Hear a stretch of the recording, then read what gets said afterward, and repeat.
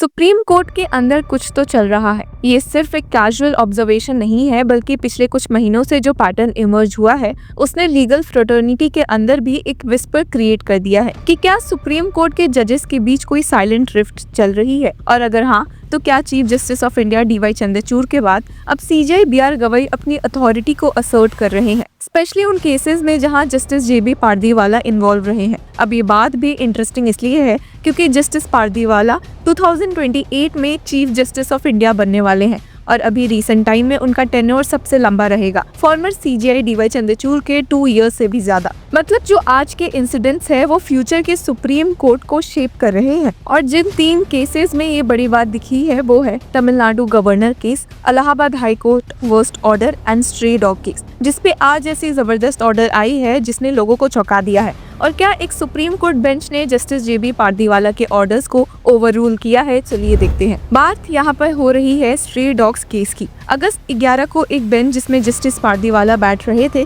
उन्होंने एक डिटेल्ड और स्ट्रिक्ट ऑर्डर पास किया था दिल्ली एनसीआर से स्ट्रे डॉग्स को राउंड अप करने का, शेल्टर्स क्रिएट करना और सबसे इम्पोर्टेंट चीज डॉग्स को रिलीज करने पर प्रोहिबिशन लगा दिया गया। कोर्ट ने ये भी कहा था कि जो एक्टिविस्ट ऑब्स्ट्रक्ट करेंगे वो कंटेम्प्ट के लिए लायबल होंगे। और जस्टिस पारदीवाला ने एनिमल राइट्स एक्टिविस्ट को लेकर एक काफी प्रोवोकेटिव सवाल पूछ दिया। All these animal activist will they be able to bring back who have fallen prey to rabies. उस वक्त रीजनिंग ये दी गई थी कि पब्लिक सेफ्टी फंडामेंटल राइट्स का हिस्सा है। आर्टिकल्स 19(1) सबसेक्शन डी और 21 के अंदर सिटीजन्स की फ्रीडम और right to life stray dog menace की वजह से इम्पैक्ट हो रही है। हालांकि इस ऑर्डर के खिलाफ काफी प्लीज फाइल हुई और यहाँ एक चीज और नोट वर्दी है, जो ओवरलैप और कन्फ्लिक्ट था वो सीजेआई गवई के सामने मेंशन हुआ। उन्होंने बोला कि ओवरलैपिंग बेंचेस और कॉन्ट्राडिक्टरी ऑर्डर्स अवॉइड करना कोर्ट की जिम्मेदारी है, इसलिए केस को एक नए 3 जज बेंच के सामने भेजा गया। लेकिन लोगों ने माना कि ये स्टेप खुद एक सिग्नल था कि सीजेआई अपनी सुपरवाइजरी अथॉरिटी असर्ट कर रहे हैं और इनडायरेक्टली जस्टिस पारदीवाला के ऑर्डर को रिकंसिडर करवाया गया। तो क्या ये सिर्फ एक प्रोसीजरल करेक्शन था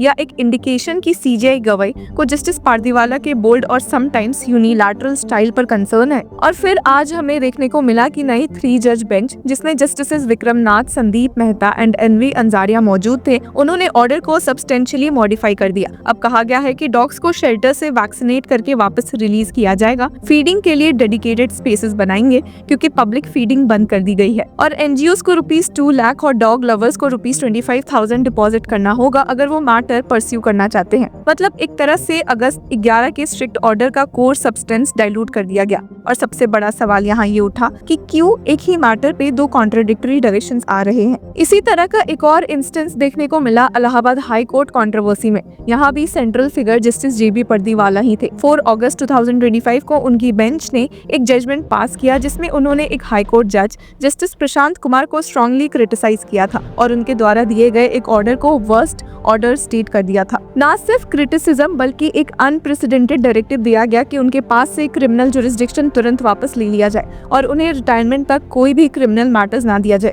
मतलब एक सिटिंग हाई कोर्ट जज को एक तरह से साइडलाइन करने का डायरेक्ट ऑर्डर था। ये चीज जुडिशरी के अंदर बहुत बड़ी कंट्रोवर्सी बन गई। कुछ दिन के अंदर ही इलाहाबाद हाई कोर्ट के 13 जजेस ने अपने चीफ जस्टिस को लेटर लिखा कि सुप्रीम कोर्ट का ऑर्डर उनके जुडिशियल इंडिपेंडेंस को अंडरमाइन करता है। और इंटरेस्टिंगली जब मैटर वापस सुप्रीम कोर्ट के सामने आया तो chief justice of India BR Gavai ने खुद इंटरवेन किया और इंश्योर किया कि बेंच अपने हार्श ऑब्जर्वेशंस विड्रॉ करे। ये केस जब वापस से रिलिस्ट हुआ तो जस्टिस जेबी पारदीवाला ने बताया कि सीजेआई गवई ने उन्हें एक लेटर लिखा है जिसको ध्यान में रखते हुए 8 अगस्त को इस बेंच ने अपना ऑर्डर मॉडिफाई कर दिया। बेंच ने क्लैरिफाई किया कि उनका intention was not to cause embarrassment और cast aspersions on the concern जज। लेकिन फैक्ट ये है कि जस्टिस पारदीवाला के बेंच का स्ट्रॉन्ग स्टैंड डाइल्यूट कर दिया गया और एक तरह से उनके अप्रोच को बैक ट्रैक करवाया गया। अब देखा जाए तो ये दूसरा इंस्टेंस था जहां जस्टिस पारदीवाला का जजमेंट पहले बोल्ड और प्रीसीडिंग सेटिंग था, लेकिन बाद में या तो डिलीट हुआ या सब्सटेंशियली मॉडिफाई,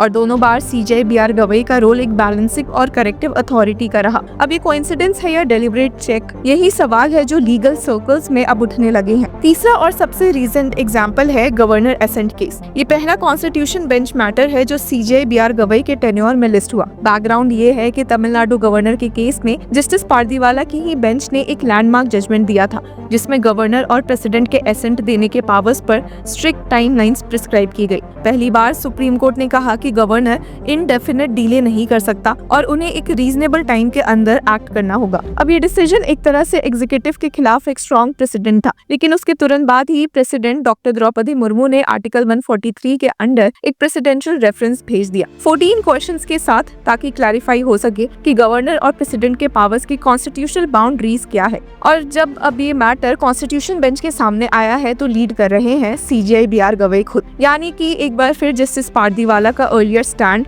को ब्रॉडर कॉन्स्टिट्यूशनल रेफरेंस में रिकंसिडर किया जा रहा है और लीडरशिप पूरी तरह CJI BR गवई के हाथ में है। हालांकि इस केस में CJI BR गवई ने पिटिशनर्स को समझाया है कि वो सिर्फ प्रेसिडेंशियल रेफरेंस के मैटर पर सुनवाई कर रहे हैं, पर पिटिशनर्स का कहना है कि प्रेसिडेंशियल रेफरेंस का मैटर भी जस्टिस JB पारदीवाला के जजमेंट से ही जुड़ा हुआ है, तो दोनों केसेस अलग कैसे हो सकते हैं। और इन पिटिशनर्स में हमने senior advocate Abhishek Manu Singhvi, KK Venugopal और कपिल सिब्बल को मौजूद देखा है। अब तीनों इंस्टेंस को साथ रखे तो स्ट्रे डॉग्स केस में modification, Allahabad high court case में डिलीशन और गवर्नर एसेंट केस में रेफरेंस पैटर्न क्लियर दिख रहा है। जस्टिस पारदीवाला के जजमेंट्स को या तो ऑल्टर किया गया या सॉफ्टन किया गया या फिर एक बड़े कॉन्स्टिट्यूशनल फ्रेम में री एग्जामिन किया गया और हर जगह CJI BR गवई एक स्ट्रॉन्ग सुपरवाइजरी रोल में दिखते हैं। तो क्या ये कहना सही होगा कि सुप्रीम कोर्ट के अंदर एक साइलेंट टग ऑफ वॉर चल रहा है जो लोगों को महसूस हो रहा है? एक तरफ जस्टिस पारदीवाला जो अपने बोल्ड और समटाइम्स अनप्रेसिडेंटेड ऑर्डर्स के लिए जाने जाते हैं और दूसरी तरफ CJI BR गवई